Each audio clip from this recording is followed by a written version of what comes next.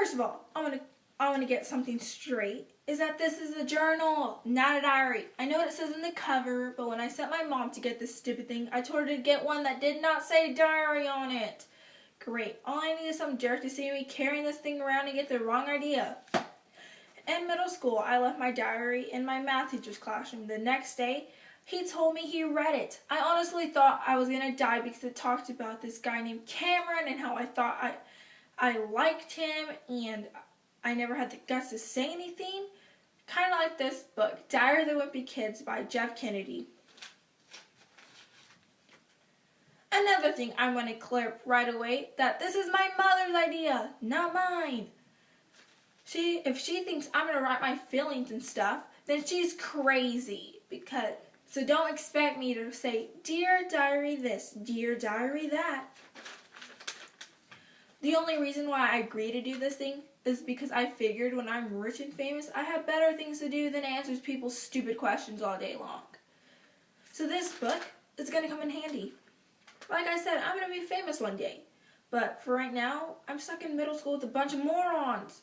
They got kids like me who haven't hit their growth spurt mixed up with all these gorillas who have to shave twice a day. And they wonder why bullying is such a big problem in middle school. If it was up to me, grade levels would be based on height, not age. But then again, I think Craig Gudo would still be in first grade. Today's the first day of school and we're waiting around for the teacher to hurry up and finish the seating charts. So I figured I might as well just write in this book to pass time. By the way, let me give you some word of advice. On the first day of school, you want to be real careful where you sit. You walk in the room, plunk your stuff on any old desk. Next thing you know, the teacher's saying, I hope you like where you're sitting because those are your permanent seats. Great. I got stuck with Chris Hosey in front of me and Lionel James in the back of me. Jason Burrell came in late and almost sat in the seat on my right, but luckily I stopped him the last second. Next period, as soon as I walk in the room, I should just sit in the middle of a bunch of hot girls. But that proves I didn't learn anything from last year. Hey Craig, can you please pass this note to Shelley? Well, of course I will. Later that day, I found the note in the trash and it said, Greg's a dork. Man, I just don't know what's up with these girls these days. They used to be a whole lot simpler back then in elementary school. The deal was, if you were the fastest runner in the class, you got all the girls, and the fastest runner was Ronnie McCoy. And nowadays, it's a whole lot complicated. Now it's what kind of clothes you wear, how rich you are, and how cute of a butt you have, and whatever. And kids like Ronnie are scratching their heads wondering what the heck happened.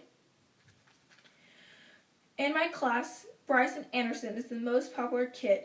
The thing is, I've always been into girls, and kids like Bryce only came around a couple of years. I remember how Bryce used to act in elementary school. He used to call girls stinky poos. And of course, I get no credit for sticking up with these girls all these years. Like I said, Bryce is the most popular kid in my grade. So that leaves the rest of us guys scrambling for the next spot.